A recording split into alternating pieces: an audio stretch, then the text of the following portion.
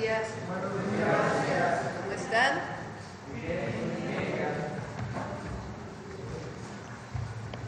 Buenos días a todos, a todas.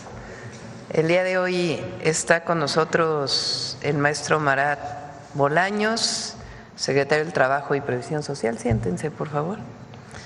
Está también Francisco Cervantes, presidente del Consejo Coordinador Empresarial. Está Luis Felipe Munguía Corella, presidente de la Comisión Nacional de Salarios Mínimos. Lorenzo Roel Hernández, vocero del sector empresarial en la Comisión Nacional de Salarios Mínimos. José Luis Carazo Preciado, vocero del sector obrero de la Comisión Nacional de los Salarios Mínimos. Y Reyes Soberanis Moreno, presidente del Congreso del Trabajo. Nos van a hablar del incremento del salario mínimo para el 2025, que hemos llegado a un acuerdo, un buen acuerdo.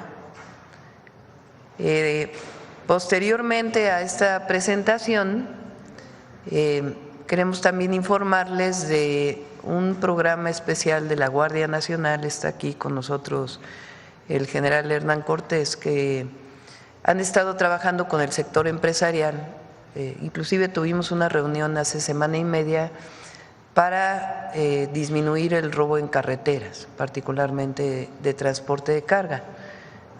Hay un video también relacionado con esto, que es muy importante, y ya hemos iniciado con la reducción también de robo en carretera. Y finalmente Miguel Elorza Vázquez con Infodemia, con el detector de mentiras. Entonces, adelante, Marat, por favor.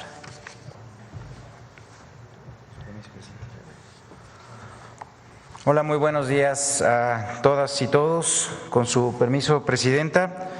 El día de hoy, en compañía de Francisco Cervantes, el presidente del Consejo Coordinador Empresarial, Lorenzo Roel, también Reyes Soberanis, José Luis Carazo, Luis Munguía, presidente de la Comisión Nacional de Salarios Mínimos, compañeros con los que hemos estado trabajando de manera muy ardua después de varias jornadas de diálogo, también debate, pero sobre todo de acuerdos. Comentarle, Presidenta, que justamente como ya lo mencionó, por el trabajo que se ha tenido en el seno del Consejo de Representantes de la Comisión Nacional de Salarios Mínimos, el día de ayer, 3 de diciembre, por consenso unánime, se decreta así el incremento del 12% a los salarios mínimos en todo el país, que entrará en vigor a partir del 1 de enero del año 2025. Esto, si nos permite, nada más para que pudiéramos dar explicación de este importante avance. Como bien conocen, existen dos zonas de salario mínimo en el país. Por una parte, el de la zona de la frontera norte, el otro de la zona del salario mínimo general, y en lo correspondiente a la zona libre de la frontera norte, el salario mínimo pasará de 374.89 pesos diarios a 419.88 pesos diarios. Y en el caso de la zona del salario mínimo general pasa de 248.93 pesos diarios a 278.80 pesos diarios. De igual manera, para las 61 ocupaciones que tienen un salario mínimo profesional, el incremento también es del 12%. Con esto seguimos encaminados en la recuperación del salario mínimo, del poder adquisitivo de las y los mexicanos, cumpliendo además, Presidenta, con el compromiso número 56 de los 100 compromisos para el segundo piso de la transformación que fueron presentados en el Zócalo por usted, con lo cual se busca que se logre un salario mínimo que cumpla con las 2.5 canastas básicas. Bien, pues decirles que este incremento de salario mínimo acumula al día de hoy una recuperación del 135%, como podemos ver en la pantalla, esto del poder adquisitivo durante los gobiernos de la Cuarta Transformación. Con esto estamos confirmando nuevamente la vocación que se tiene con el segundo piso de la transformación en materia laboral, avanzando con la recuperación del salario mínimo. Aquí, como podemos ver, pues bueno, hay un periodo justamente de descenso, de estancamiento, y posteriormente ya, como verán en las barras color rojo, pues es justamente de esa recuperación de la cual se está formando parte con este aumento salarial del 12%. Y bueno, pues podemos decir en ese sentido que también vamos abatiendo o combatiendo también pues ideas que se tenían anteriormente ya bastante arraigadas sobre cómo o por qué no aumentar los salarios, porque esto significaba una pérdida de empleo, también incluso inflación. En ese sentido, decirles que bueno, los hechos nos han mostrado que se ha contribuido en ese sentido para que estos fenómenos incluso pues no tengan ningún tipo de vínculo propiamente con el desarrollo del aumento del salario. Y aquí podemos también destacar un elemento muy importante para el conocimiento de todas y de todos, decirles que un logro muy importante a destacar es que con el aumento de este año, Presidenta, en la zona libre de la frontera norte el salario mínimo supera ya al máximo histórico registrado desde 1976, con lo cual pues estamos dando evidentemente un impulso muy importante. Siguiente, por favor. También decirles esto cómo se vería en digamos comparación con el año 2024 en los tres productos de la canasta básica más consumidos. En lo correspondiente al frijol, en 2024 se podían consumir con este salario 4.9 kilos de frijol. Con el incremento del 2025 se podrán comprar 5.3 kilogramos. En el caso del huevo se podían comprar 5.5 kilos de huevo en el año 2024, en el 2025 serán 5.6, y de tortilla de 11.9 kilos pasarán a 13.2 kilogramos.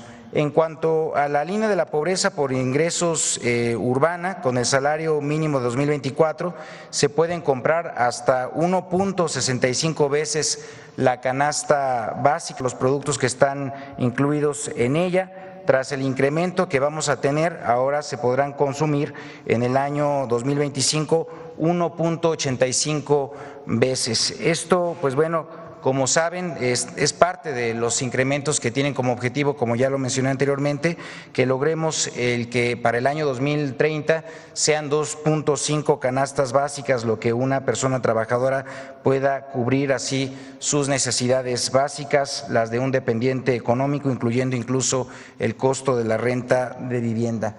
Y bien, pues decirles también que durante estos 6 años de la política laboral del segundo piso de la transformación se mantendrá esta decisión por instrucciones de la presidenta Claudia Sheinbaum de seguir mejorando las condiciones de vida de las y los mexicanos.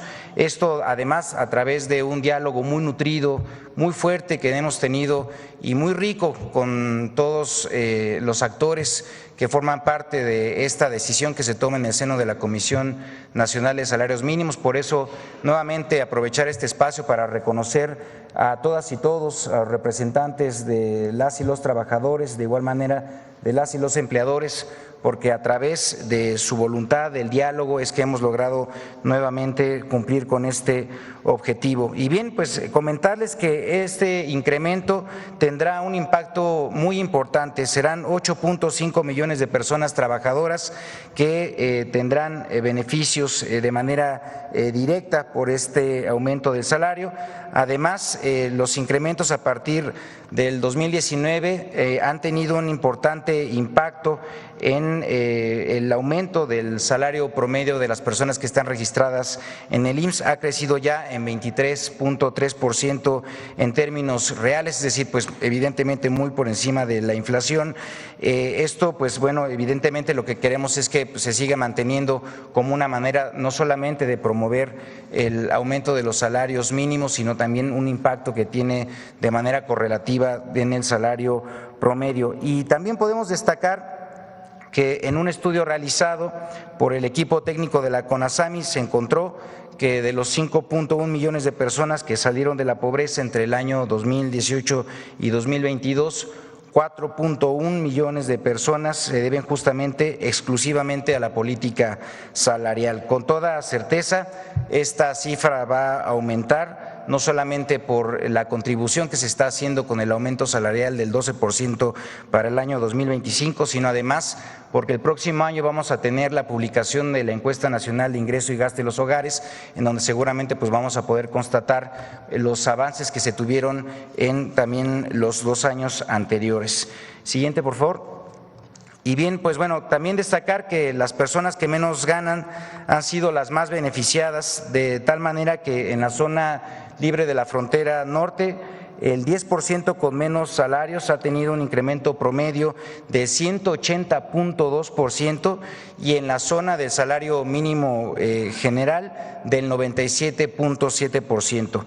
Además, esto ha sido una gran política para reducir la desigualdad salarial entre mujeres y hombres, y es así que la brecha salarial de género se ha reducido 29% a nivel nacional, con los incrementos que ya he descrito, además de que en el caso de los municipios esta reducción ha sido del 66.2%. Hablamos de los municipios más pobres del país. Siguiente, por favor. Y bueno, decir que en esta gráfica podemos ver el salario promedio del IMSS. Esto pues evidentemente da cuenta del incremento del cual hemos ya hablado de manera muy importante, pasando de 580 a 580 pesos diarios, es decir, como ya mencioné, 23.3% en términos reales. En el caso de la frontera norte, el incremento ha sido del 40.1% en términos reales, es decir, a 654 pesos diarios. Y en la zona general, a 572 pesos, un incremento del 21.5%. En el caso de toda la economía, con datos del INEGI, el ingreso laboral promedio se ha incrementado 18.6%. Estas gráficas justamente confirman que la nueva política salarial ha beneficiado a todas y todos los trabajadores en el país.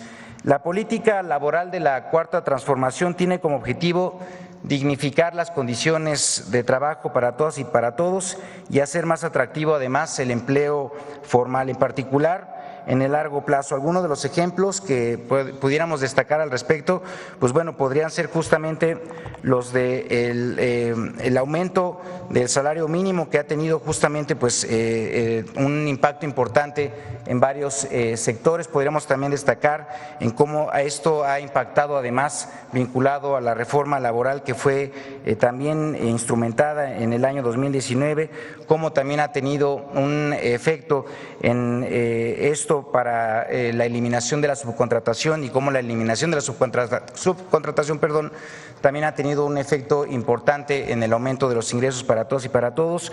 Y también podemos destacar el propio programa Jóvenes Construyendo el Futuro, que ha contribuido no solamente a la incorporación de los jóvenes a la formalidad, sino también con ello a la mejora de las condiciones para el primer empleo de muchas y muchos de ellos. Finalmente, reiterar la importancia lograda de este acuerdo mediante el cual, siguiendo sus instrucciones, Presidenta, se anuncia este aumento del 12% de los salarios mínimos para todo el país.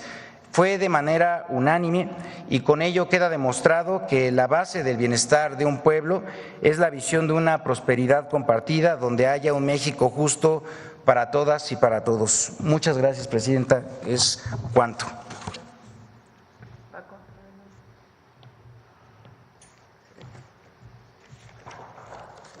Muy buenos días, con permiso.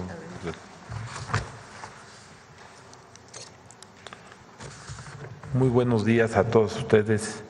Doctora Claudia Sheinbaum Pardo, Presidenta de México, saludamos con cordialidad, igual que a los integrantes del Gobierno, empresarios y líderes sindicales que nos acompañan. Reciban un cordial saludo muy especial del presidente de CONCAMIN, de CONCANACO, del Consejo Mexicano de Negocios, de Coparmex, del Consejo Nacional Agropecuario, de la Asociación de Bancos de México, del AMIS, de CAINTRA Nuevo León, de ANTAD, de COMSE, de AMIB, CONCANACO y de AMAFORE. México ha iniciado estas semanas una nueva era de desarrollo que se hará de caracterizar por impulsar la prosperidad compartida, haciendo un esfuerzo por disminuir la pobreza laboral y mejorar el salario y mejorar las condiciones laborales para que los trabajadores puedan adquirir la canasta básica. Hoy celebramos el mínimo histórico en la tasa de desempleo de 2.48. Esto es para demostrar la sensibilidad que tiene hoy el sector empresarial. Compartir la prosperidad implica distribuir la riqueza nacional a través de acciones concretas y efectivas para mejorar el nivel de vida de los mexicanos, y que dicha acción prioritaria y contundente es el aumento de los salarios y en particular la del salario mínimo. Con dicha sensibilidad, los empresarios de México acompañamos este aumento que hoy se anuncia del 12% al salario mínimo para el 2025, con el consenso armonioso de trabajadores y gobiernos. Y en lo personal reconozco y agradezco la voluntad de los diversos sectores del empresariado mexicano por estar acompañando esta medida que demuestra que el sector privado vivimos también nuevos tiempos de visión con dimensión social. Es así como el sector empresarial se suma de manera solidaria y con convicción a esta estrategia con profundo sentido humano. La buena relación de los dos sectores, el empresarial y el de los trabajadores, se traduce en paz laboral. Hoy tenemos tan solo 19 huelgas, que es realmente nada, siendo México estando dentro de los 10 países con más industria a nivel mundial. El sector empresarial reconocemos el esfuerzo continuo de los trabajadores para coadyuvar a sostener con entrega y calidad el rumbo productivo del país. Muchas gracias, señora presidenta, por invitarnos a sumarnos a este esfuerzo, y muchas gracias a los empresarios de México por su voluntad y solidaridad para emprender con sentido social y de bienestar, y muchas gracias a los trabajadores que dedican siempre sus esfuerzos para dar dinamismo a la vida productiva de México. Y para finalizar, quisiera reconocer al secretario del Trabajo, a Marat Bolaños, y a Luis Munguía de CONASAMI por su disposición para mantener los mejores equilibrios entre los tres sectores. Lo reconocemos y agradecemos. Muchas gracias, señor presidente.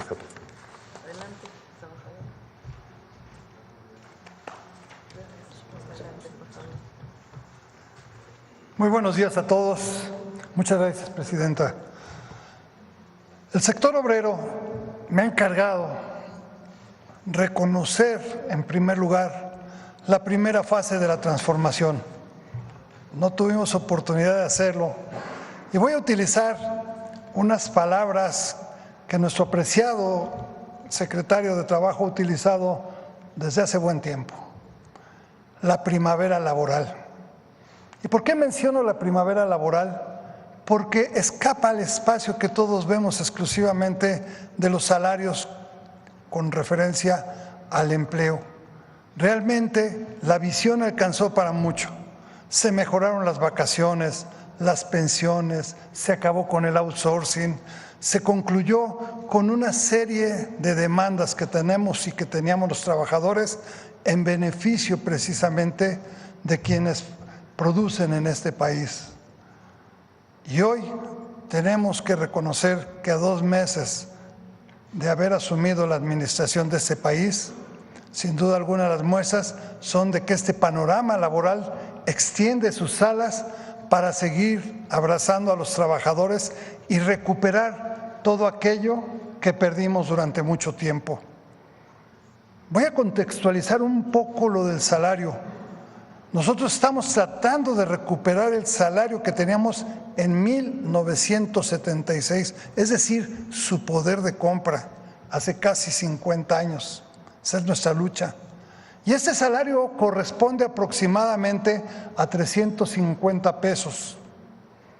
Hoy, a pesar de todos los esfuerzos que vinieron de la primera etapa de esta transformación, quedamos todavía a 35, 36 puntos de lograr alcanzar esa meta. Sabemos que la vamos a lograr, tenemos confianza sin duda alguna.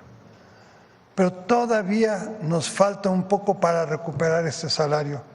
Sin embargo, el camino nos genera una gran confianza para seguir avanzando. Conocemos los 100 compromisos de gobierno y sabemos que los va a cumplir. Y no solo sabemos que los va a cumplir, queremos formar parte de esta historia, no como observadores, sino como protagonistas de esta historia. Queremos sumarnos al segundo piso de la transformación para con nuestra aportación generar un vínculo que sin duda alguna beneficiará a toda la economía del país. Quiero tocar un tema que ha sido punto de esta semana de la revisión de los salarios mínimos de muchos que escriben en los periódicos o que son entrevistados por los periódicos, donde hablan de que si México no es productivo, los salarios se vuelven caóticos porque generan inflación. Y yo pregunto, México, que está entre los 4 primeros lugares en fabricación de automóviles, en pantallas LED, en computación, en aviones, esto por el área de la industrialización. Pero los trabajadores de la UNAM, que durante más de 100 años han generado con su trabajo una casa que nos ha otorgado grandes orgullos a todos los mexicanos, con tantas y tantas personalidades ilustres que han surgido de ahí. Nada menos, y como muestra un botón, nuestra presidenta surgió de la universidad y es la presidenta, primer mujer y la más votada de este país históricamente. ¿Cómo pueden entender quienes hablan de productividad que este país, particularmente desde 1938, económicamente está sostenido por una empresa que se mueve a través de sus trabajadores, como es Petróleos Mexicanos? ¿Cómo entender la falta de productividad cuando ante cualquier desastre de la naturaleza, la Comisión Federal de Electricidad en 2 o 3 días ya tiene resuelto lo que en muchos lugares no han resuelto? ¿Cómo entender la falta de productividad cuando 500,000 trabajadores del Instituto Mexicano del Seguro Social traen en su espalda la responsabilidad social de más de 77 millones de derechohabientes y que durante la pandemia abrazaron a toda la población?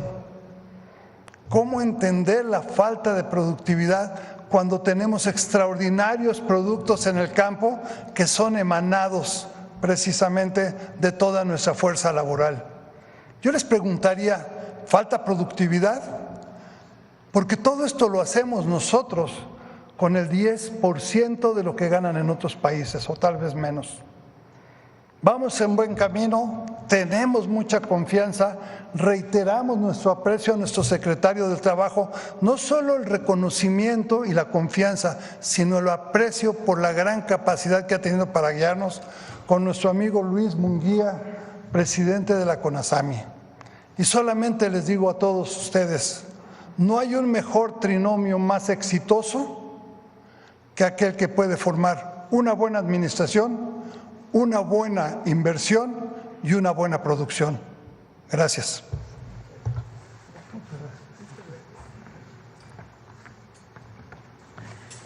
Muchas gracias. Pues es 12% de incremento al salario mínimo. Le pedí ahora a Paulina que nos hiciera los cálculos. Eso significa que el próximo año el salario mínimo mensual, multiplicándolo por 30 días promedio, al mes es 8,364, pasa de 7,467 a 8,364 y en la frontera a 12,596 pesos. Es más de 3 veces lo que tenemos estimado para la inflación el próximo año Y si ponemos la gráfica, que es similar a la que puso, este es el incremento en el salario mínimo. A ver, préstame el micrófono.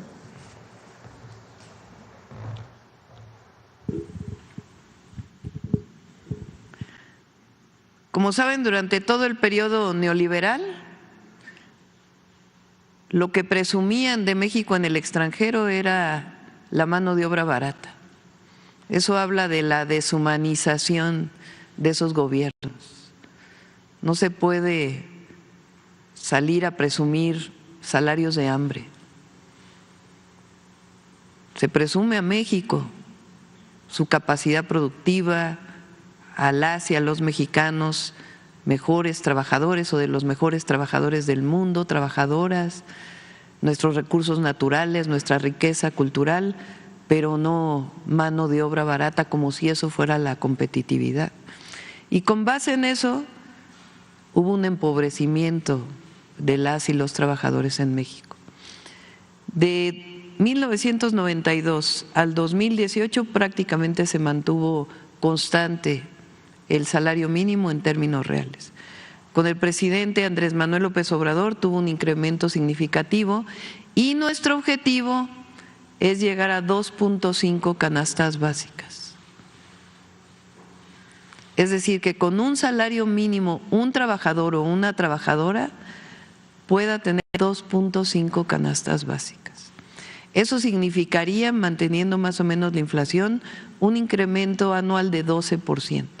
Así lo planteé en los 100 puntos y quiero agradecer aquí a empresarios, a trabajadores, al secretario del Trabajo, a Marat y a Luis Munguía, que han estado haciendo un excelente trabajo, porque hoy logramos ese 12% de incremento salarial. Ahora, decían que si esto ocurría iba a aumentar la inflación. Falso. Pero además decían que si esto ocurría iba a dejar de haber inversión extranjera. Falso. El día de ayer salió el resultado del INEGI estamos en serie desestacionalizada y bueno, así le llaman. En pocas palabras, el nivel de desempleo está en su nivel más bajo en el país.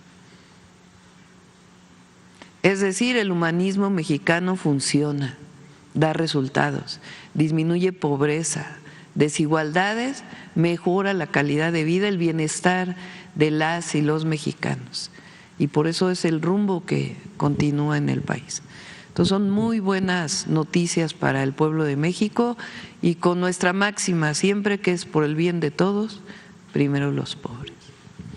Bueno, antes de lo siguiente vamos a pasar al video de este acuerdo o de este trabajo que se ha venido haciendo por parte de la Guardia Nacional para proteger las carreteras de México. Y además han estado en contacto en varias reuniones con los transportistas de México y ya comienza a haber resultados. Entonces está aquí el comandante de la Guardia Nacional por si hay alguna pregunta y pasamos el video antes de las preguntas.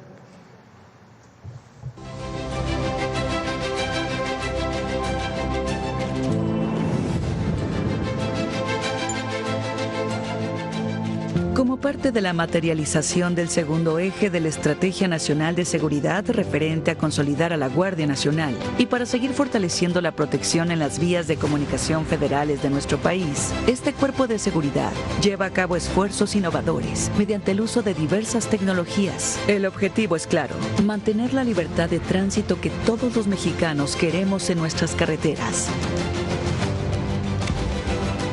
Hay una estrategia general.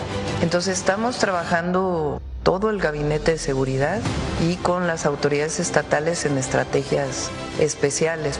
La estrategia Balam tiene por objetivo la contención y reducción del robo al autotransporte de carga. Se integra con el despliegue permanente de 1,241 efectivos, 465 carros radiopatrullas, 556 teléfonos con la aplicación GN Carreteras, 37 drones, una aeronave tripulada a distancia, 2 helicópteros y 23 células de investigación de la Guardia Nacional. Esta estrategia se materializa en los 12 estados del país de mayor incidencia de robo al autotransporte. Ante un hecho delictivo, los transportistas ingresan en su teléfono a la aplicación móvil GN Carreteras, activando cuando se requiera el botón de emergencia para alertar en tiempo real a los centros de monitoreo que dan aviso a la unidad o fuerza de tarea más cercana. Durante la estrategia Balam se han realizado 227 alertamientos y 1,782 vuelos de reconocimiento con aeronaves y drones en 12 estados considerados de alta incidencia, lográndose desde el 1 de octubre a la fecha los siguientes resultados: 33 personas detenidas, recuperación de 225 vehículos, decomiso de armas de fuego y cartuchos de diversos calibres, y 293.733 litros de hidrocarburo. Para fortalecer aún más esta estrategia, se cuenta con la línea de atención inmediata contra asaltos denominada Laika, que consiste en un chat entre las organizaciones transportistas afiliadas a Coparmex, donde se puede generar reportes de robo en coordinación con la Guardia Nacional, permitiendo la integración ágil y dinámica en tiempo real con los usuarios para la reacción rápida y directa contra el robo. Actualmente hay 295 empresas pertenecientes a las cámaras y asociaciones del autotransporte que emplean esta línea de atención. Además, como parte de la estrategia Balam, la Guardia Nacional ha implementado el operativo Escalón, el cual consiste en el acompañamiento de bloques de vehículos de autotransporte de carga hasta su destino, llevando a la fecha 2.066 operaciones con un total de 17.090 vehículos escoltados en 6 rutas. Con todos estos esfuerzos, durante la presente administración ha disminuido el robo de autotransportes en un 8.84% y la recuperación de vehículos ha incrementado un 24.21%. Porque garantizar la seguridad de las y los mexicanos es una prioridad de la Guardia Nacional.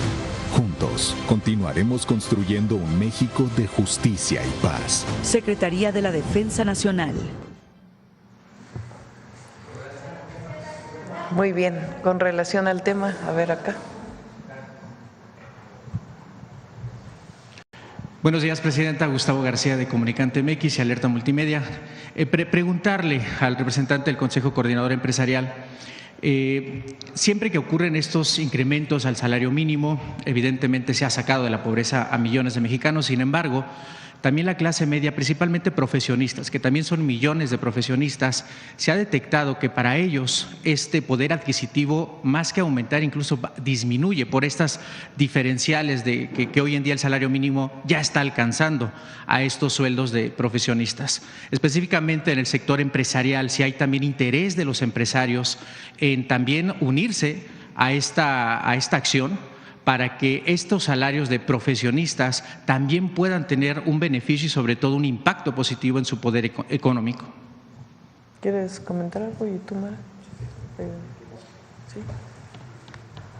Sí, comentarles, los beneficios del aumento salarial en el caso de los salarios mínimos tiene un efecto que no solamente es para los salarios más bajos, ahí es donde tiene mayor proporción de beneficios, pero también tiene digamos, una capacidad de empuje del resto de los salarios que están en las partes, digamos, más altas de la pirámide respecto a los salarios bajos, ¿no? Entonces, decirles en ese sentido, como también lo comentamos, es que ha habido un impulso muy relevante desde el propio aumento del salario mínimo para el resto de los salarios así hacia adelante. Entonces, lo que hemos visto en los últimos años es que es una política que, como también hemos mencionado en otras ocasiones, riega el sistema económico desde abajo, y eso también permita que pues desde el impulso desde abajo se pueda construir una economía más sólida en los próximos niveles de ingresos salariales. Entonces, digamos en ese sentido, en suma, que el aumento del salario mínimo también tiene un impulso sobre el resto de los salarios en todo el país, y eso también pues lo puede constatar seguramente tanto las y los trabajadores como el propio sector empresarial. Muchas gracias, secretario. Como segunda pregunta, presidente, aprovechando que está el general y presentaron este reporte de seguridad en carreteras, le quiero preguntar, no sé si el general o usted nos puedan comentar las acciones específicas que se están tomando en Tres Marías. Tres Marías ya se ha vuelto un grave problema de seguridad conforme avanza la tarde-noche. Incluso hay videos en redes sociales donde los mismos policías alertan a los automovilistas de no pararse, no detenerse en Tres Marías, que es un lugar típico para llegar a descansar o comer, ya sea para paseantes o los mismos transportistas. La semana pasada la popular chef Saji Telles fue secuestrada mientras hacía una entrevista en vivo a esa altura de Tres Marías. Preguntarle qué acciones están tomando, se van a tomar para devolverle la confianza a los paseantes que vamos a Acapulco, que queremos visitar recorrer esa zona. Gracias, presidenta. Muy buenos días tengan todas y todos ustedes. Sí, precisamente de conformidad con las instrucciones que nos ha girado la Presidenta de la República y en atención a los incidentes que se han presentado, en el tramo que menciona, precisamente se ha fortalecido la seguridad por parte de la Guardia Nacional de dos formas. Hay una área de la Guardia Nacional que se dedica exclusivamente al patrullaje sobre las vías de comunicación, que son el personal de carreteras. Estamos apoyando al personal de carreteras con puntos fijos, que van a contribuir de alguna manera a un rápido despliegue y la atención inmediata de cualquier incidente. Es decir, contamos en este momento con puntos o unidades móviles que realizan el patrullaje sobre el área, y aparte estamos adicionando puntos fijos que se van a incorporar precisamente al apoyo de cualquier incidente. Es en términos generales lo que está haciendo, independientemente del apoyo con el que tradicionalmente se cuenta de nuestros helicópteros que están en base, listos para desplegar en cuanto se tenga conocimiento de un incidente, y los drones con que también contamos. Gracias, general. Y, presidenta, como última pregunta, esto tiene que ver con el tema, pero es un tema mediático que está ocurriendo en redes sociales y en donde se le ha etiquetado en miles de publicaciones, tanto en la red social X como en TikTok, y tiene que ver con un caso que está ocurriendo entre cuestionamientos de un popular youtuber llamado Mr. Doctor contra la grafóloga Marifer Centeno. Ella comenta, ha trabajado en la Fiscalía, ha dado sus servicios también de grafología para la Fiscalía, pero aquí, en este caso en específico, presidenta, le quiero preguntar, porque hay acusaciones entre ambas partes, de un lado por violencia y discriminación, pero también en redes sociales está revelando una trama de posible influyentismo, posible corrupción de jueces. Incluso periodistas de espectáculos ya han intervenido y han comentado que Marifer Centeno tiene amigos con todos los jueces y que Mr. Doctor tiene que pagar 64 millones de pesos. Este caso en específico, presidenta, yo le quiero preguntar desde el gobierno federal su opinión referente a la grafología y la grafoscopía, si son herramientas que se están utilizando en el gobierno federal, en las fiscalías, y sobre todo de este caso en especial, si le enteraron, porque reitero, se ha vuelto mediático en redes sociales, le han pedido su opinión y su intervención. Yo creo que tendría que contestar la Fiscalía para ver en qué magnitud se utiliza la experiencia de grafólogos para poder identificar sobre todo fraudes. Más allá del comportamiento de una persona a partir de la manera en que escribe, en todo caso se utilizan principalmente para identificar si hay una firma falsa o algún fraude relacionado con esto. Si se utiliza para otra cosa, pues habría que preguntarle a la Fiscalía si es que utilizan estos mecanismos. Y sobre el caso, pues investigamos para poder dar una opinión.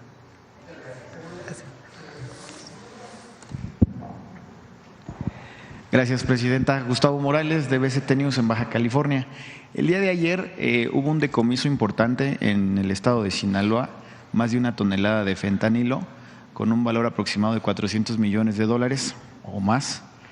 Y mi pregunta es, estas acciones que está realizando el Gabinete de Seguridad en combate al crimen organizado, ¿pudieran tener algún efecto rebote en ciudades hermanas, hablando dentro de la célula del crimen, como lo puede ser Mexicali o Tijuana? ¿Qué acciones se están llevando a cabo para que no salga o no se prolongue más lo que pasa en Sinaloa en estas ciudades? Y su opinión también al respecto de este decomiso que se hizo el día de ayer. Sí. El día de ayer el secretario de Seguridad y Protección Ciudadana se trasladó a Sinaloa. Va a estar allá unos días con un equipo especial de la Secretaría de la Defensa Nacional y la Secretaría de Marina, apoyando también a las fuerzas locales, para coordinar de mejor manera la estrategia en Sinaloa. Esta es una investigación que venía desde hace tiempo y ayer pues da estos resultados. Es la incautación más grande que se haya hecho de pastillas de fentanilo. Piensen que el consumo de una persona adicta de fentanilo a lo largo de un año es como un sobrecito de azúcar. O sea, de ese tamaño es las dosis que se utilizan. Entonces, pensar en 1 tonelada de fentanilo, pues estamos hablando de más de 20 millones de dosis y cerca de 8,000 millones de pesos que representó este operativo, esta incautación. Y se está trabajando ahí para coordinar todas las acciones de seguridad con la Fiscalía General de la República, con la Fiscalía Estatal. Les comenté hace tiempo que además de la estrategia nacional tenemos estrategias para las entidades de la República donde mayor número de homicidios hay. En Sinaloa particularmente, desde este episodio que ocurrió que fue llevado un narcotraficante a Estados Unidos, con todo lo que hemos hablado aquí, pues generó un incremento de la violencia en Sinaloa.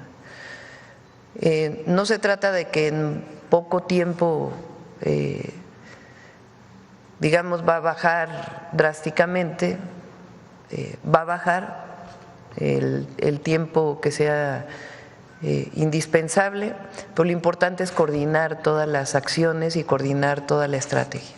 Si recuerdan, hay 4 ejes de nuestra estrategia: atención a las causas, que ya lo vamos a presentar aquí, de lo que se está haciendo en varios lugares de la República, además de los programas sociales, del aumento al salario mínimo, que es mejorar el bienestar de la población, particularmente de los que menos tienen, y eso ayuda siempre a disminuir violencias en una sociedad de distinto tipo y particularmente relacionadas con jóvenes que por alguna razón deciden involucrarse con algún grupo delictivo, evitar que se acerquen a un grupo delictivo, atención a las causas, el fortalecimiento de la Guardia Nacional que se está dando de manera extraordinaria por el general secretario, por la Secretaría de la Defensa Nacional, el general Cortés, que están haciendo un excelente trabajo.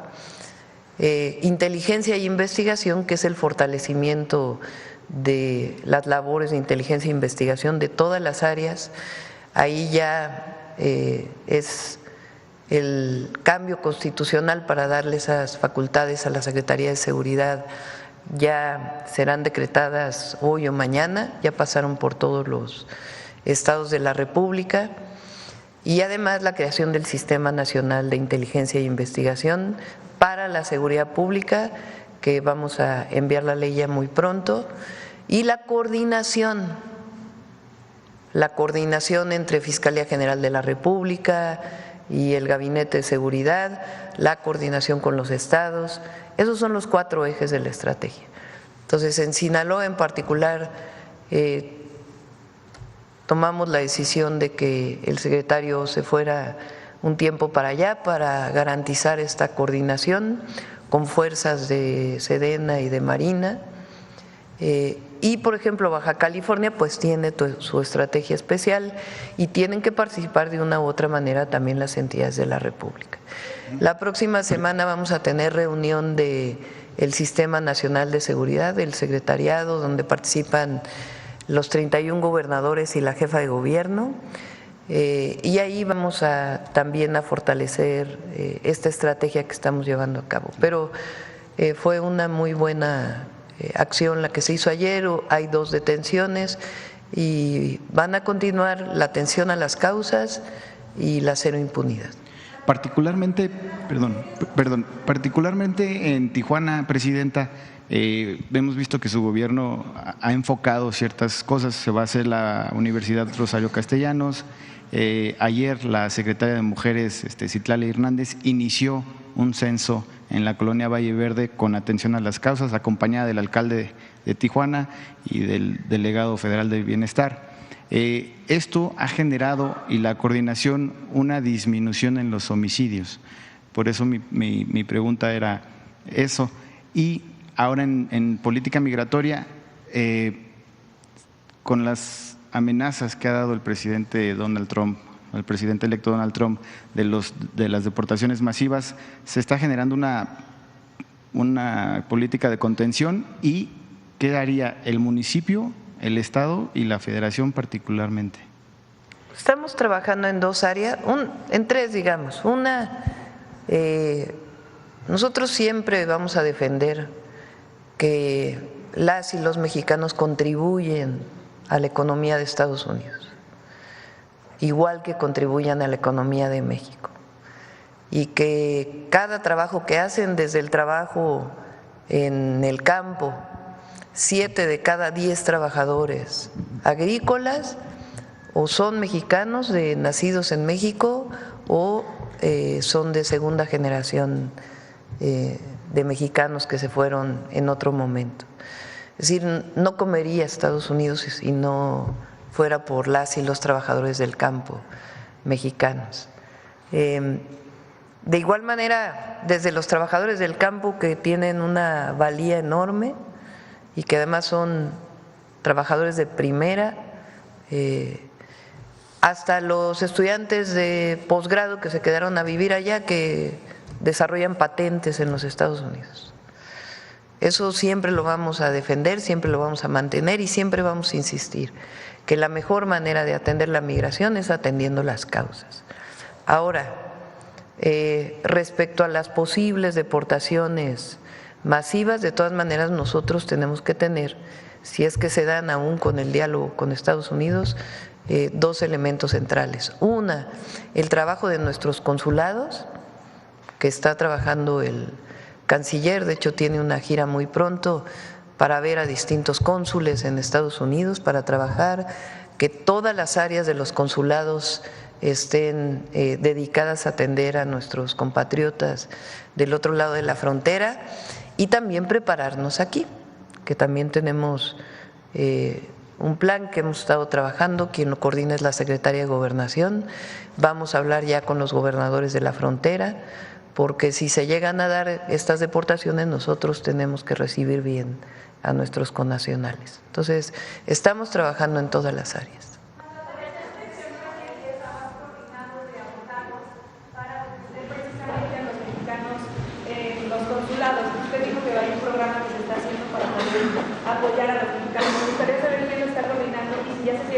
El canciller, el secretario de Relaciones Exteriores.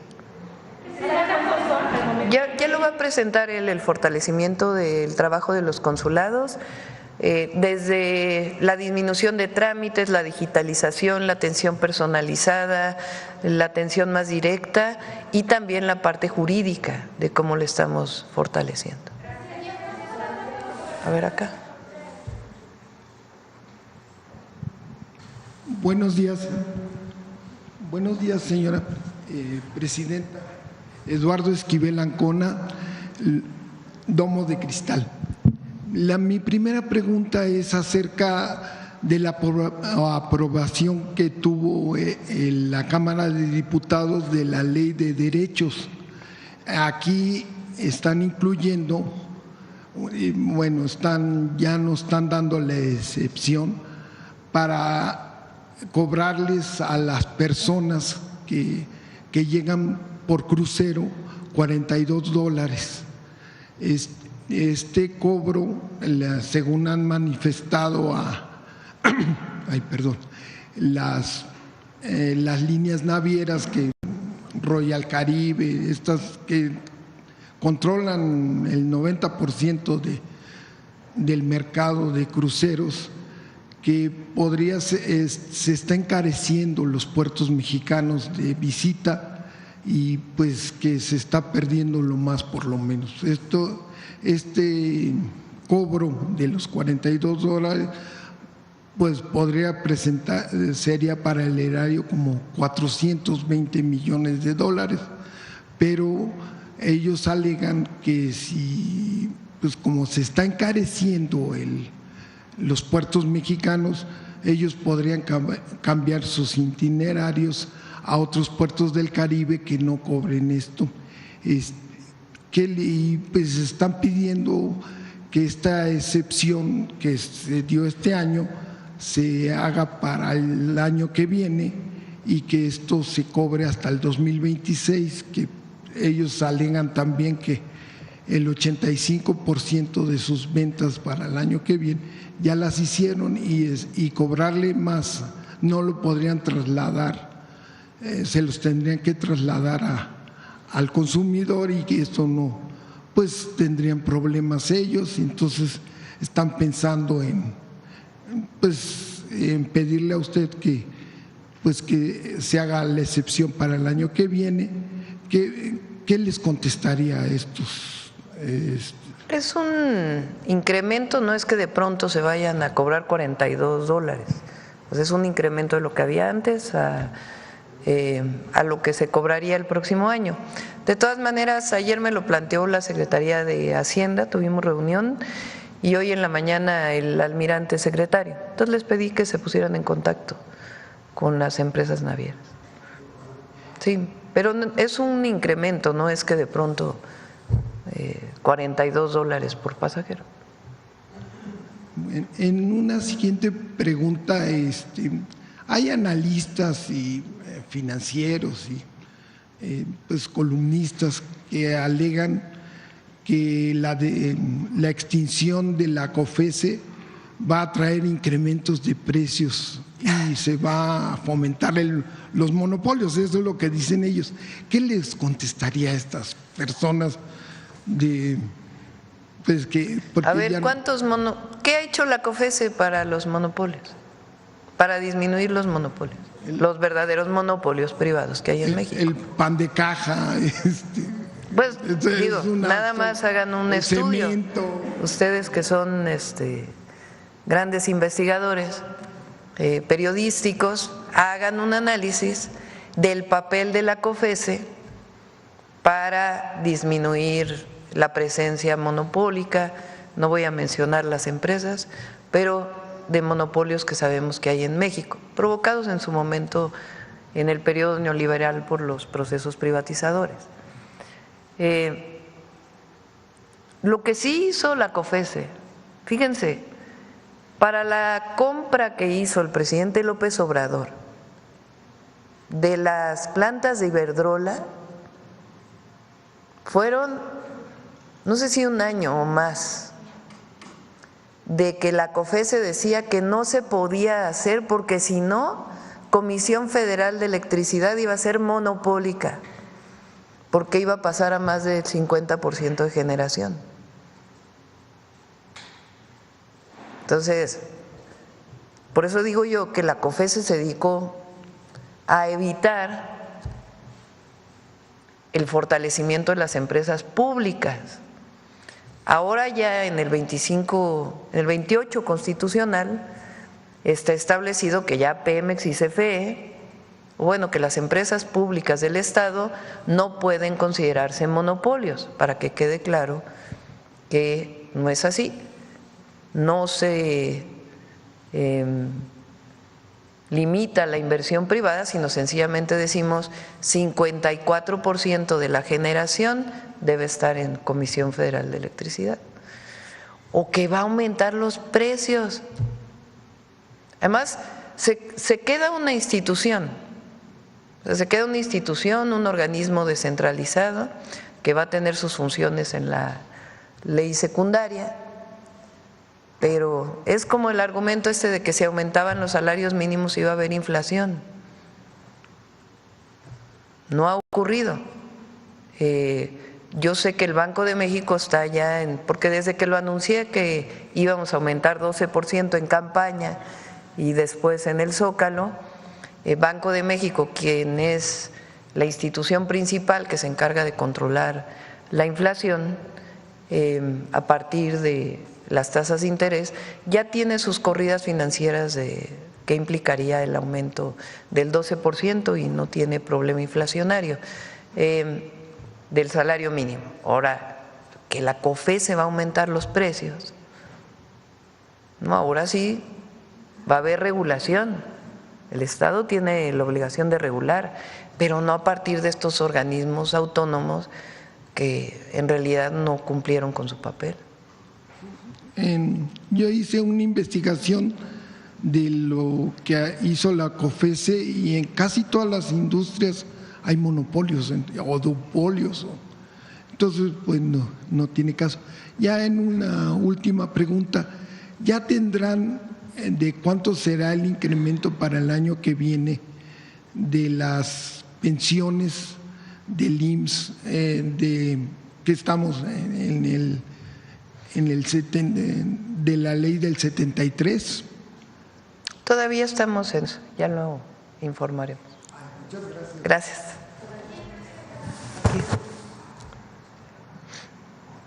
Gracias, presidenta. Celsin Juárez, de noticiasdefrente.com. Como ya lo mencionó, en el mes de octubre la población desocupada en México fue de 1.5 millones de personas, de acuerdo al INEGI, lo que muestra una reducción anual de 142,000 ciudadanos que salieron del desempleo. De hecho, respecto a la tasa de ocupación, se nos ubica entre los primeros lugares a nivel mundial, por encima de Japón, China, incluso Estados Unidos.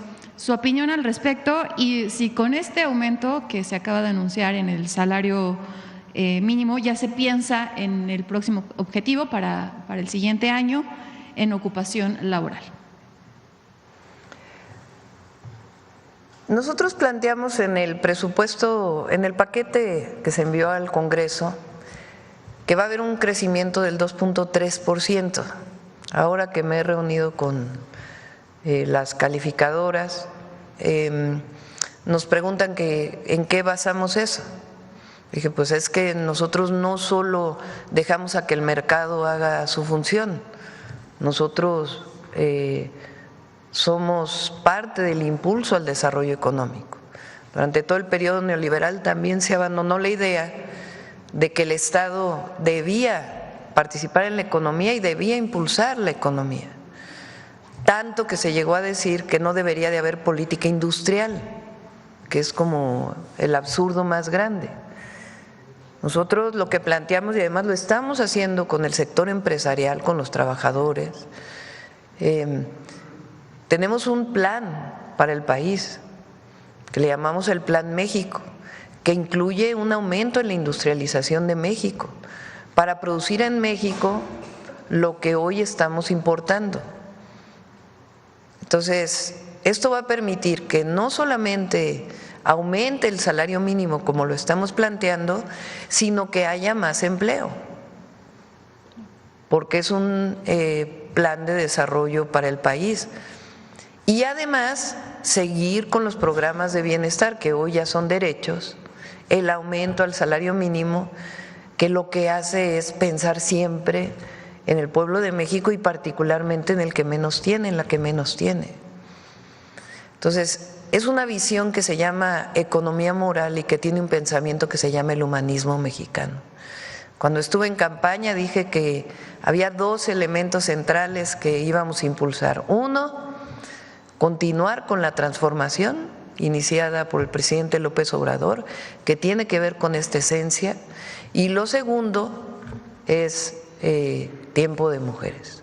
Y las dos cosas las estamos impulsando y las vamos a seguir impulsando. El modelo mexicano es único en el mundo, único.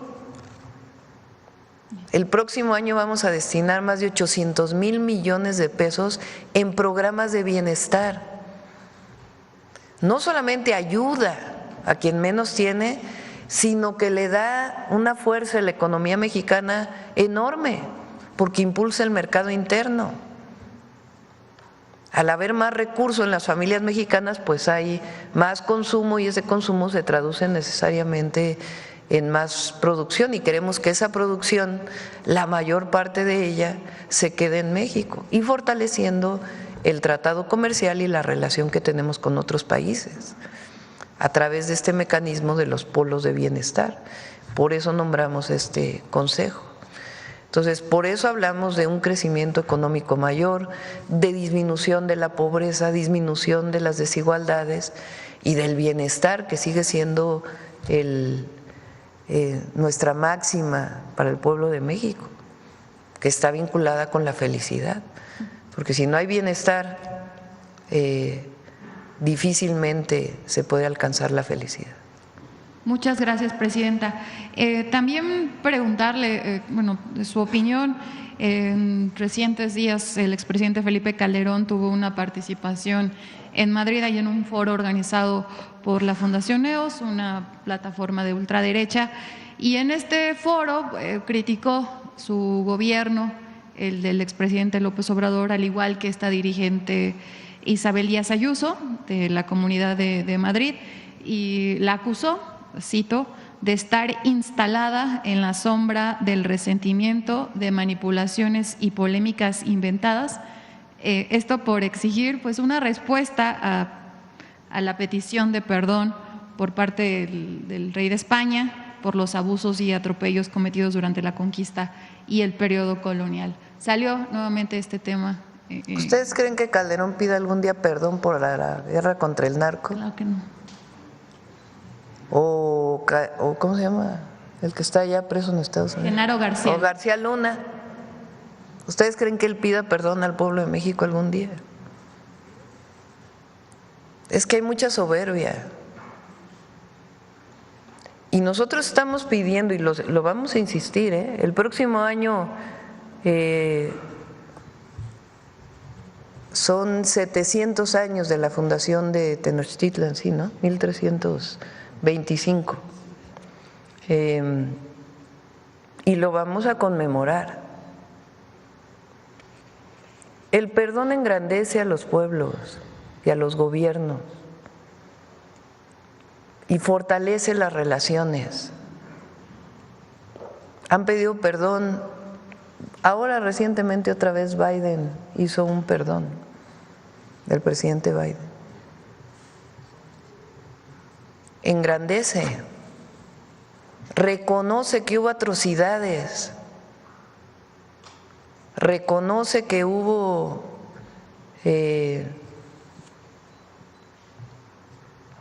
violaciones terribles a los pueblos originarios. Eso no empobrece a un pueblo o estar instalado en el pasado, no. Reconocer te permite ver al futuro. Si uno no reconoce las atrocidades del pasado que cometieron otros, ¿cómo se perdona?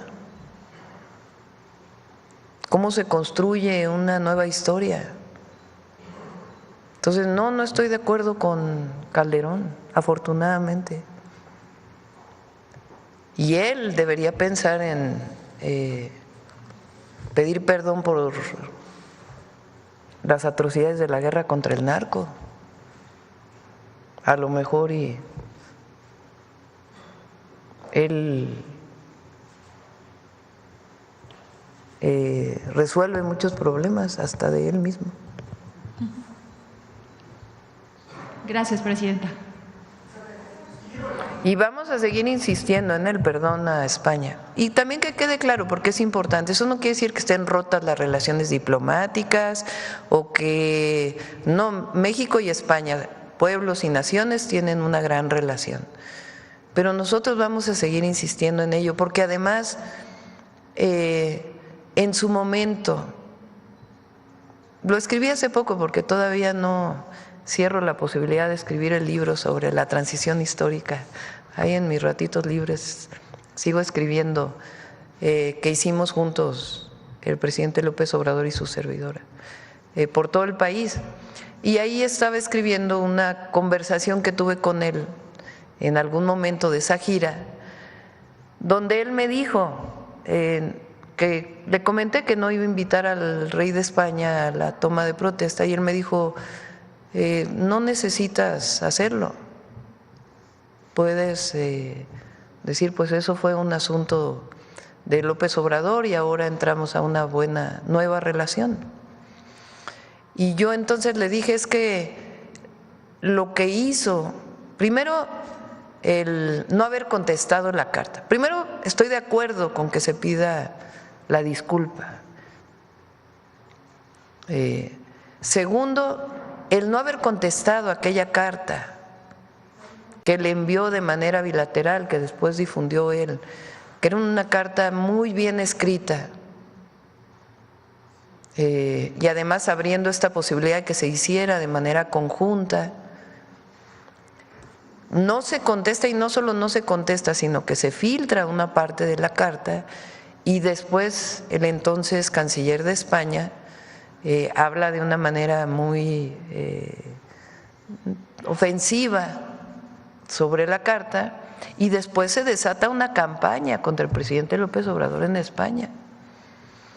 Entonces, no es una ofensa solo al que entonces era presidente, que ya por solo hecho de ser presidente requería la atención de una respuesta bilateral, sino era una ofensa al pueblo de México. Entonces, por eso tomamos esa decisión. Y no es quedarse anclado en el pasado. Nosotros, miren qué bien estamos viendo al futuro y al porvenir. ¿Pero ya se considera que ya no hay pausa, Presidenta? ¿Ya no hay pausa con España? ¿Perdón? ¿Ya no hay pausa entonces con España? El presidente López Obrador había dicho que esta podría terminar. Había pausa, quería decir, con el embajador. Y además la relación sigue y continúa, y eso siempre ha sido con el presidente López Obrador y ahora.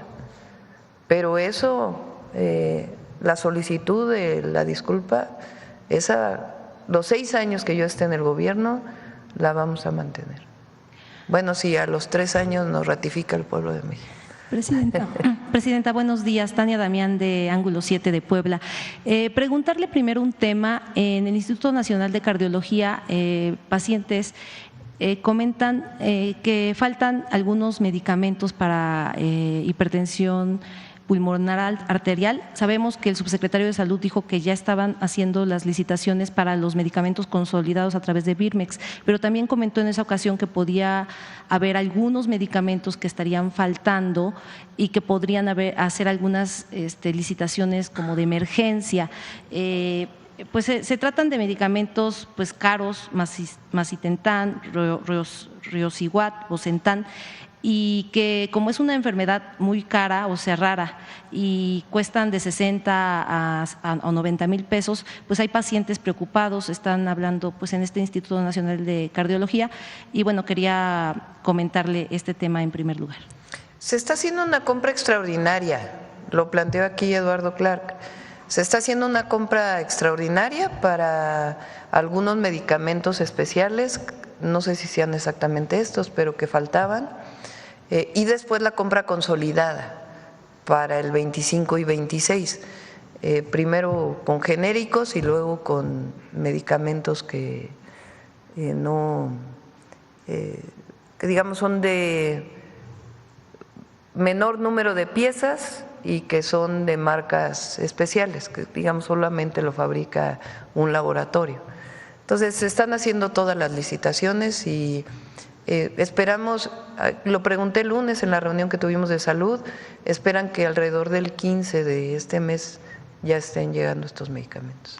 Gracias. Por otro lado, preguntarle, pues en Puebla termina la gestión el gobernador Sergio Salomón e inicia la administración, o bueno, a partir del 14 de diciembre, Alejandro Armenta. ¿Tiene pensado ir en estos días? El miércoles vamos a Puebla, le prometí al gobernador Sergio Salomón. Él hizo un muy buen trabajo y particularmente en varias obras públicas, y una de ellas hizo un nuevo campus del Instituto Politécnico Nacional en Puebla. Entonces, el miércoles vamos de ida y vuelta a acompañarlo en la inauguración del Poli, y ahí pues aprovecho para platicar con él. Él ya está, recuerden que él viene al Instituto Nacional de Migración, se integrará probablemente a principios del próximo año, y ha estado viniendo a algunas reuniones que hemos tenido, y al mismo tiempo hablar pues con Alejandro Armenta, que sé que también va a hacer un muy buen trabajo al frente de Puebla. Sí, precisamente ayer tuvo la reunión. ¿Cuál sería el principal reto ahora que va a estar Sergio Salomón al frente del Instituto Nacional de Migración? Vamos a consolidar el instituto, ya lo vamos a presentar en su momento, no quisiera adelantarme. Como saben, pues es un tema fundamental y también para nosotros por razones humanitarias, y al mismo tiempo por la relación con Estados Unidos, donde se ha puesto este tema como un tema importante. Nuestra visión es que no tuviera que migrar nadie por necesidad. En México se ha disminuido la migración de mexicanos y mexicanas, ahora tenemos más migrantes que vienen de otros países y que usan nuestro país para transitar. Entonces el trabajo es muy importante, pero al mismo tiempo el Instituto Nacional de Migración realiza distintas tareas que todas están hoy concentradas en una sola, digamos, dirección. Entonces estamos viendo cómo fortalecemos las distintas tareas del instituto. Y finalmente, aprovechando que está el general Hernán Cortés, sobre la autopista Amozoc-Perote, preguntarle, general, ¿cómo están teniendo la estrategia para detectar a estas bandas? Entiendo que apenas detuvieron a una, sobre todo porque esta autopista pues había sido de las principales de robo de autotransporte, y pues la estrategia que van a seguir para la detección de estas bandas y tanto ubicarlas como ya su detención. Sí, nosotros identificamos en 2 estados cerca de 30 tramos que son en los que con mayor frecuencia se presenta el robo de transporte. La ruta que va de Veracruz a Puebla y de Puebla hacia acá México es una de las que presentan pues mayor incidencia. En esos tramos precisamente se está implementando una estrategia que consta de diferentes fases, de diferentes procesos.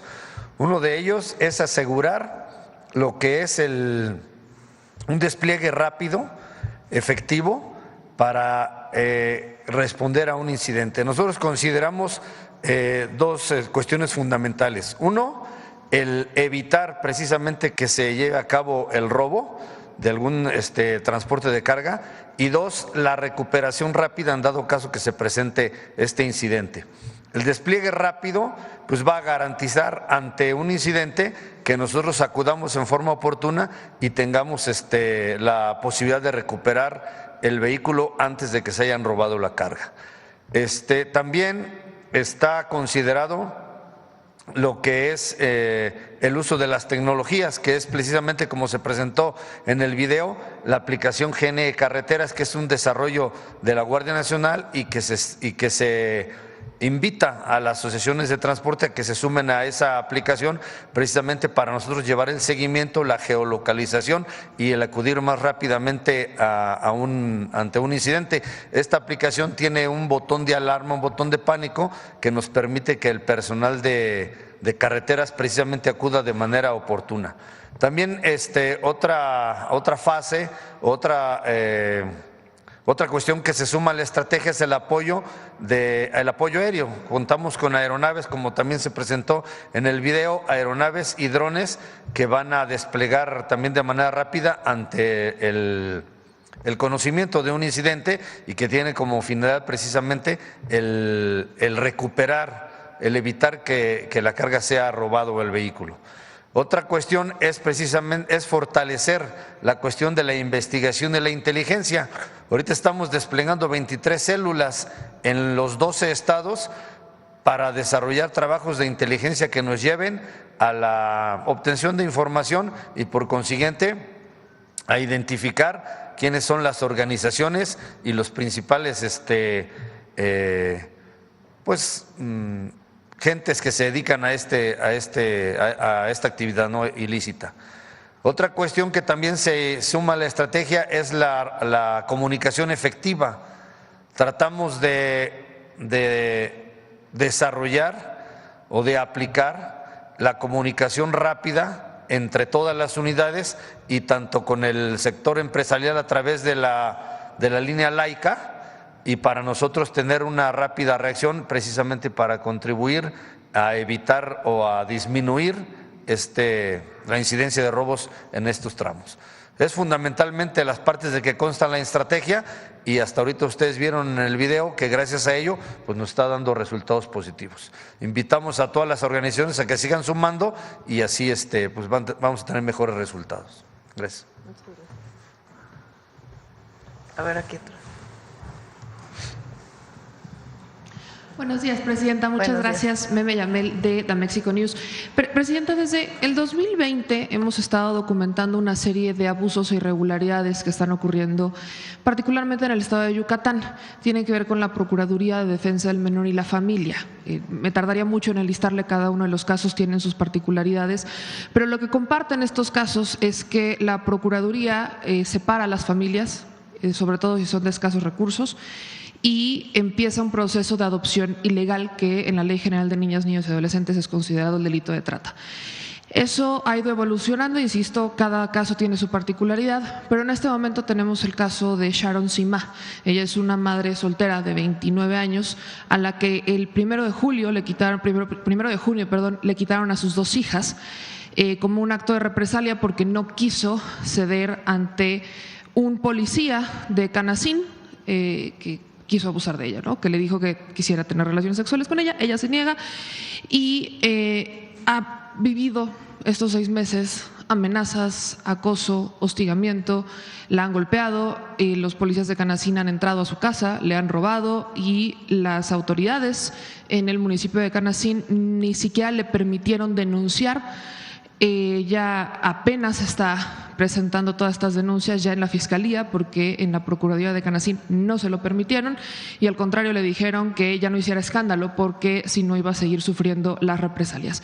Este caso, ella ya está en una calidad de víctima, es reconocida como calidad de víctima y el gobernador dispuso ciertas condiciones para que la pudieran trasladar a un refugio junto con sus 2 hijas, pero la procuradora, María Jesús Ocaña Dorantes, no quiere regresarle a las niñas. Ella en estos 6 meses no ha visto a sus hijas, solo vio a la mayor el pasado 27 cuando ya se las iban a regresar y por alguna razón que hasta este momento desconocemos, no le han regresado a sus hijas.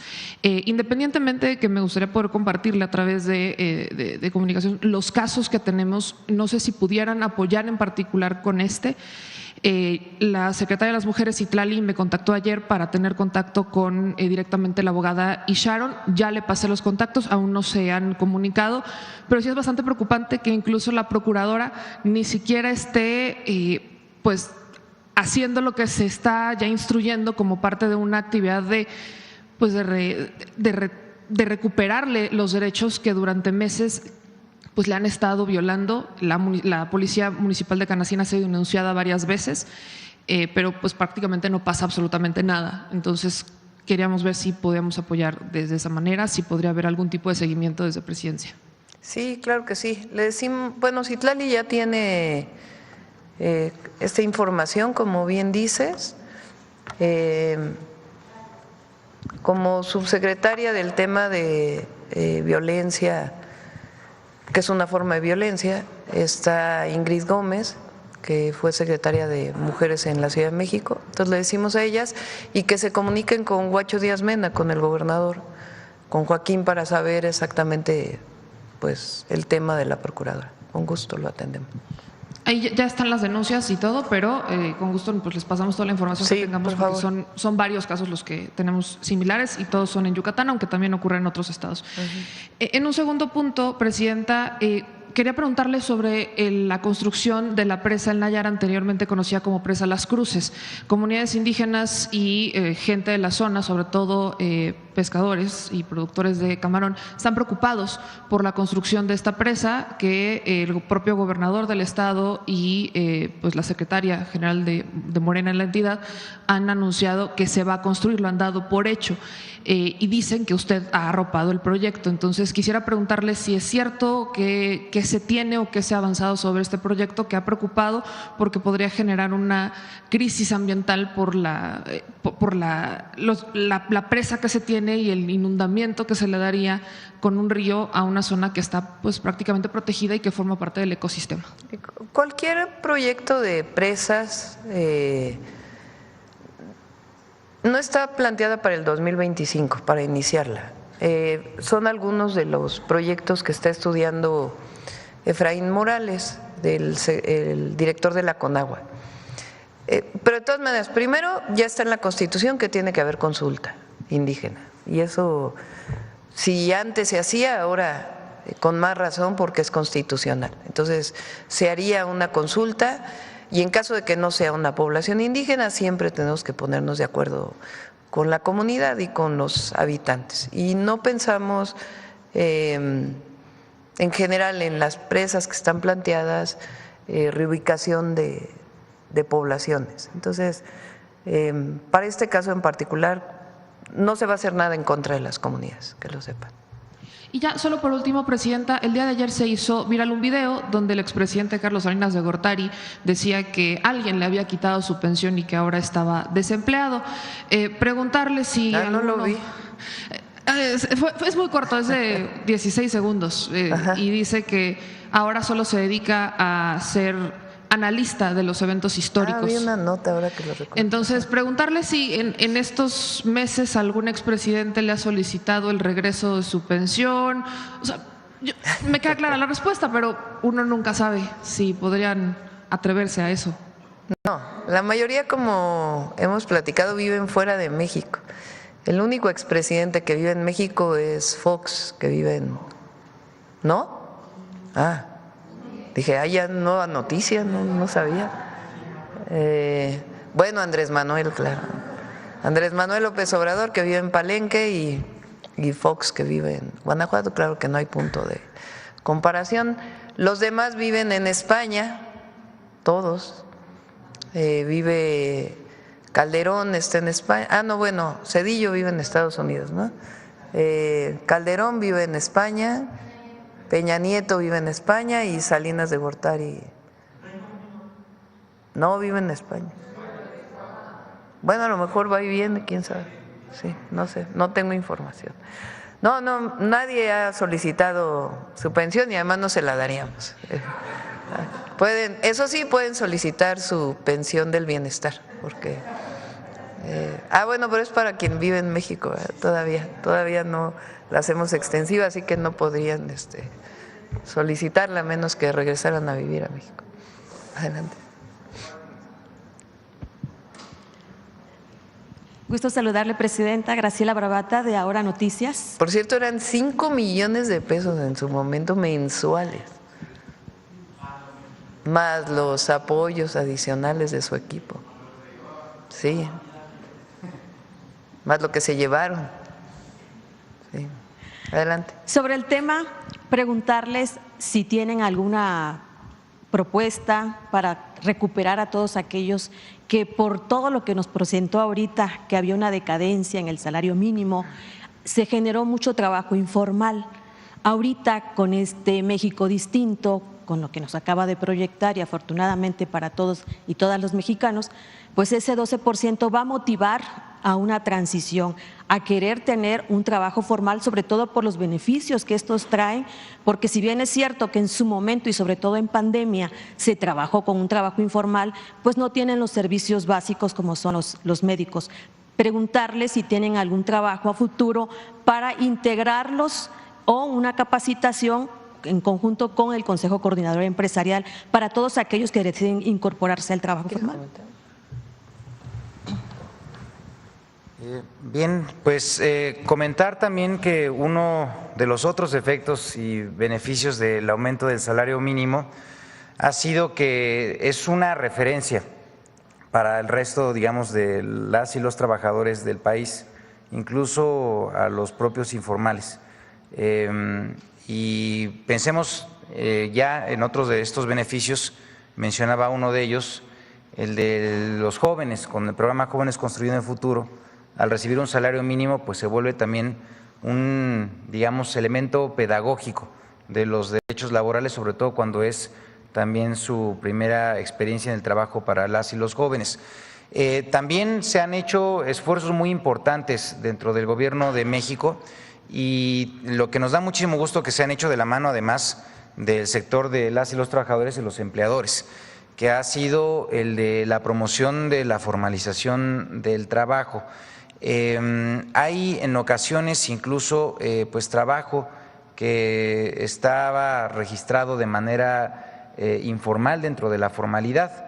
Por eso fue la reforma del outsourcing lo que permitió que 3 millones de personas trabajadoras fueran reconocidas por sus verdaderos empleadores.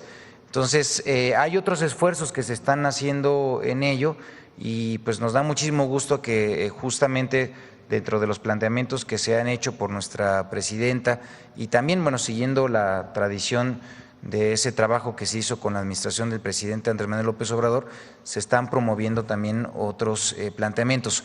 Uno de ellos, por ejemplo, es el de trabajadores de plataformas, que lo que estamos buscando es que se les pueda dar pues esta seguridad a trabajadores que están en el sector, digamos, económicamente formal, pero que pues no tienen estas garantías de la seguridad social que ahora justamente pues está trabajándose para que sean esto. Entonces, efectivamente, vamos avanzando en esa dirección.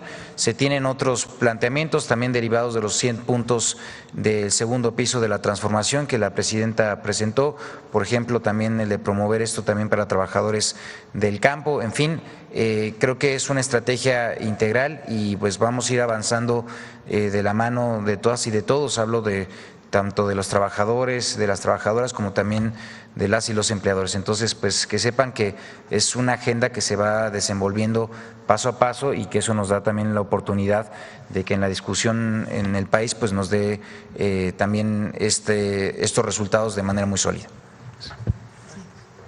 Derivado de ello, se manejan que hay muchas mujeres que han hecho sus proyectos que sean muy fructíferos. En el estado de Tabasco es uno de ellos, de la cual me siento muy orgullosa, pero también en las áreas rurales, que por cierto, señora presidenta, le mando un fuerte abrazo, los del pueblo Yocotán de Tamulté de las Sabanas, que la esperan con los brazos abiertos. Y sí preguntar si también, porque por lo regular los programas o apoyos o capacitaciones para este tipo de integraciones solamente se queda en la zona urbana, pero sí pedirle considerar que pueda proyectarse también para que baje a este tipo de regiones, ¿sí? Ahora sí que más que pregunta es una petición. Y por otro lado, presidenta, si me permite, en el 25 de noviembre firmaron el acuerdo con los gobernadores y todos los empresarios con el tema del agua. Y también presentó lo que fue el Plan Nacional de Hídrico. Derivado de ello, le pregunto si estamos viviendo un México distinto, muy abierto.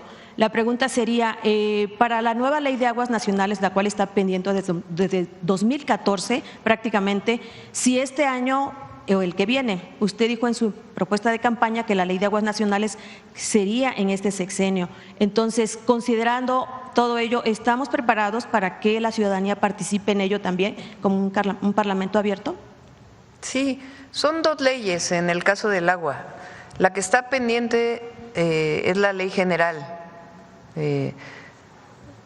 Las leyes generales tienen su principal, bueno, además de que son para todas las entidades de la República, en el sentido que tienen que adecuar sus legislaciones a la ley general, establece las funciones de cada una de las instituciones. Y luego está la Ley Nacional del Agua, que algunos pensaban que la ley general iba a estar en vez de la ley nacional, y nuestro objetivo es que sean las dos, la ley general y la ley nacional con sus adecuaciones.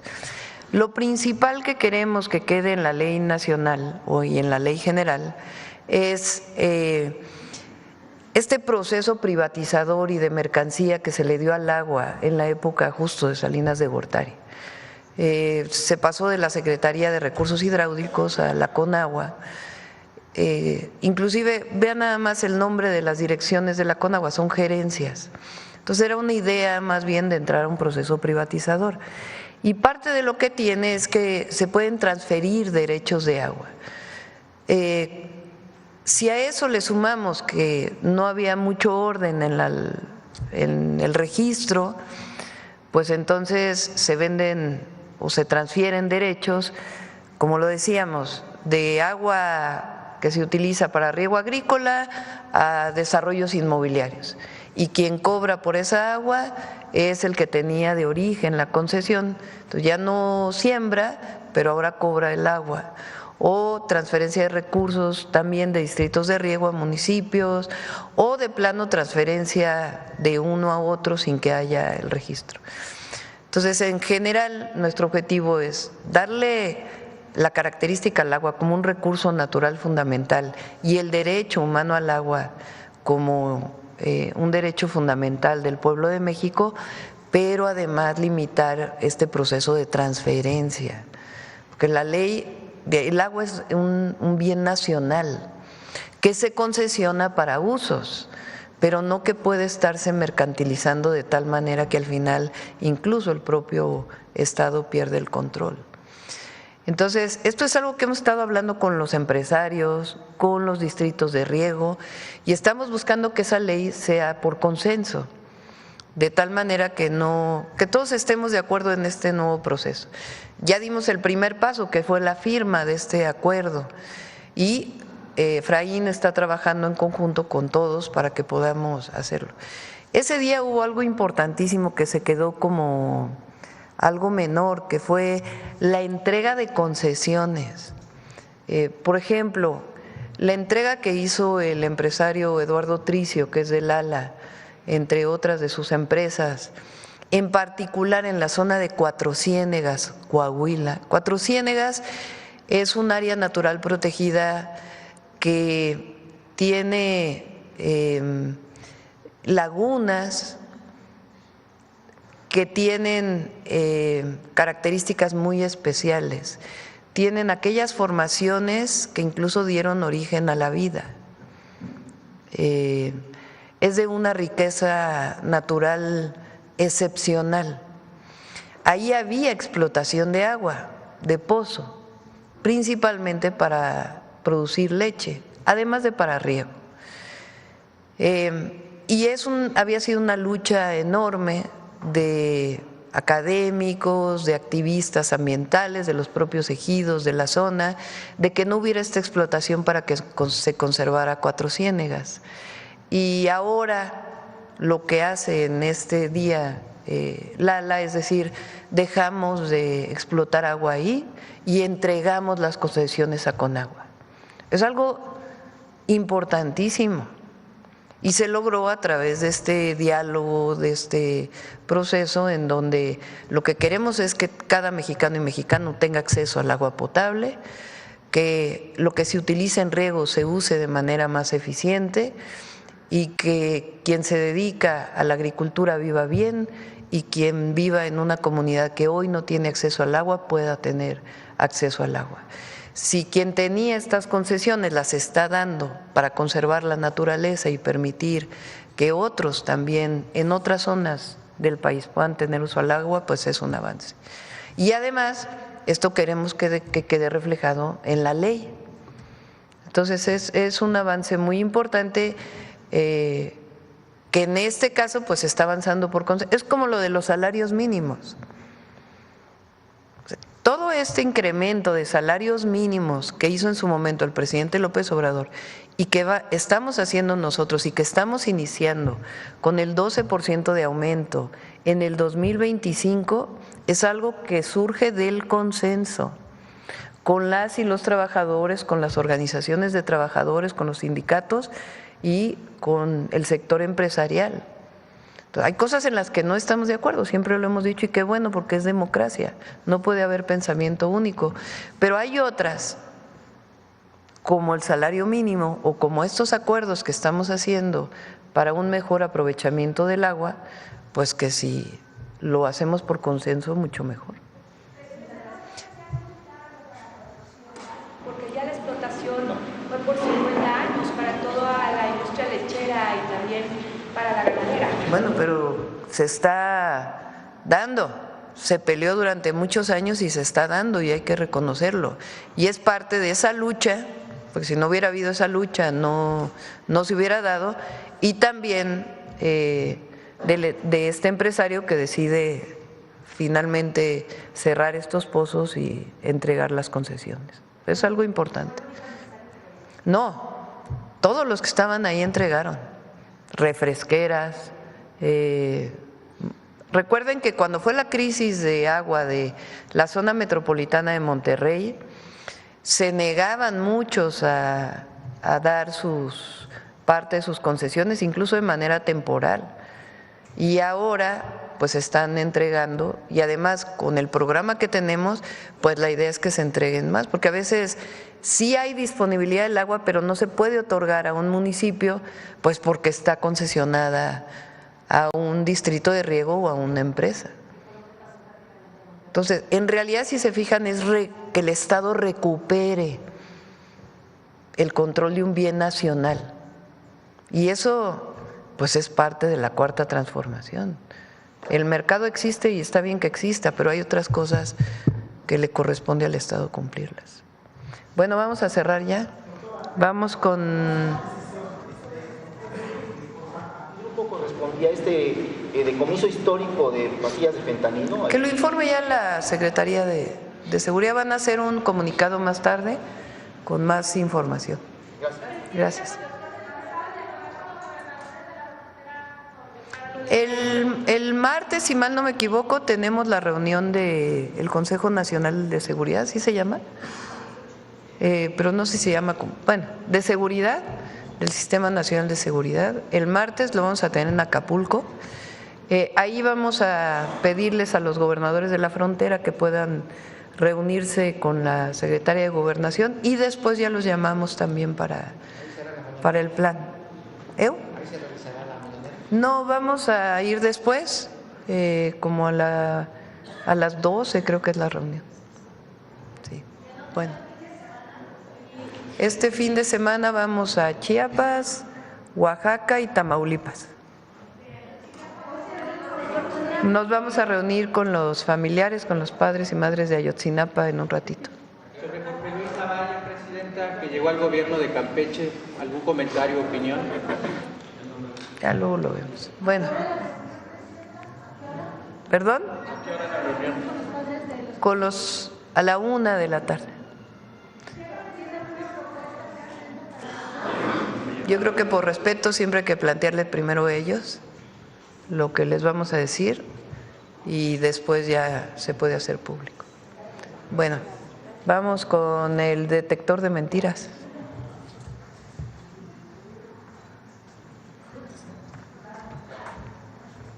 Con su permiso, presidenta. Buenos días a todas y todos. La desinformación y las noticias falsas, impulsadas por diversos intereses, encuentran un terreno fértil en las redes sociales donde los algoritmos potencian la propagación de mentira y los discursos de odio.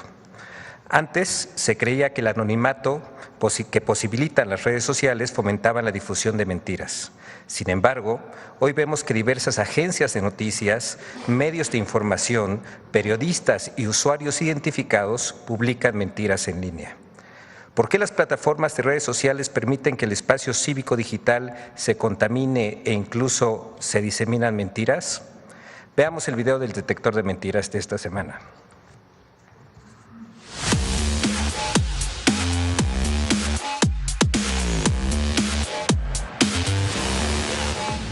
cuarteles militares construidos de la noche a la mañana, falsos aumentos de impuestos y constantes ataques de noticias falsas contra los programas sociales son algunos de los esfuerzos desinformadores que el detector de mentiras localizó esta semana. 1. Presidenta Claudia Sheinbaum disolvió 2 caravanas migrantes tras acuerdo con Trump. En otra acción para complacer a Donald Trump, el Instituto Nacional de Migración de México disolvió una caravana de más de 1,000 migrantes. ¡Mentira! Las caravanas migrantes se atendieron antes de la llamada entre la presidenta Claudia Sheinbaum y el presidente electo de los Estados Unidos, Donald Trump. El Instituto Nacional de Migración explicó que las personas migrantes aceptaron abandonar su tránsito por caravanas y ser trasladadas por autoridades migratorias a distintos puntos donde se les ofrece servicio médico y se revisa su condición migratoria. 2. La presidenta Claudia Sheinbaum subirá los impuestos. ¡Mentira! El gobierno de México proyecta una reducción de 5.296 billones de pesos de impuestos durante 2025, sin crear nuevos impuestos o aumentar los ya existentes. 3. Explotó un coche bomba y se incendió un autobús en Culiacán, Sinaloa. ¡Mentira! Omar García Harfuch, secretario de Seguridad y Protección Ciudadana, explicó que el incidente ocurrido en la madrugada del 3 de diciembre no fue ocasionado por un coche bomba y no provocó muertos, mientras que el video que circula en redes sociales y acumula más de 200,000 reproducciones, donde se observa a un autobús incendiándose, fue grabado en la ciudad brasileña de Sao Paulo el 25 de noviembre de 2024. 4. La Sedena construyó un cuartel especial para la seguridad del expresidente López Obrador. ¡Mentira! Las instalaciones del campo militar ubicado en Palenque, Chiapas, se terminaron de construir en junio de 2001. Fueron ocupadas por la guarnición militar de Palenque hasta marzo de 2014 y actualmente son ocupadas por la 4ª Compañía de Infantería No Encuadrada. La Sedena tampoco implementó un operativo de seguridad especial para el expresidente López Obrador. 5. México rompió relaciones con el gobierno de Canadá. ¡Mentira! El gobierno de México mantiene relaciones político-económicas y de amistad con el gobierno de Canadá. También es mentira que la presidenta Claudia Sheinbaum retiró todos los permisos a empresas canadienses para extraer minerales en el país. Durante la cumbre del G20 realizada en Brasil, la presidenta Claudia Sheinbaum sostuvo una reunión con el primer ministro de Canadá, Justin Trudeau, en la que ambos mandatarios coincidieron con el buen resultado del TEMEC y destacaron la buena relación que hay entre los pueblos de ambas naciones y sus gobiernos. 6. La presidenta Claudia Sheinbaum invita a registrarse para ganar 51,500 pesos sin salir de casa. ¡Mentira! El anuncio que circula en redes sociales que utiliza una fotografía de la presidenta Claudia Sheinbaum dirige a un registro fraudulento que busca robar datos personales de sus víctimas utilizando la fachada de una plataforma de inversión.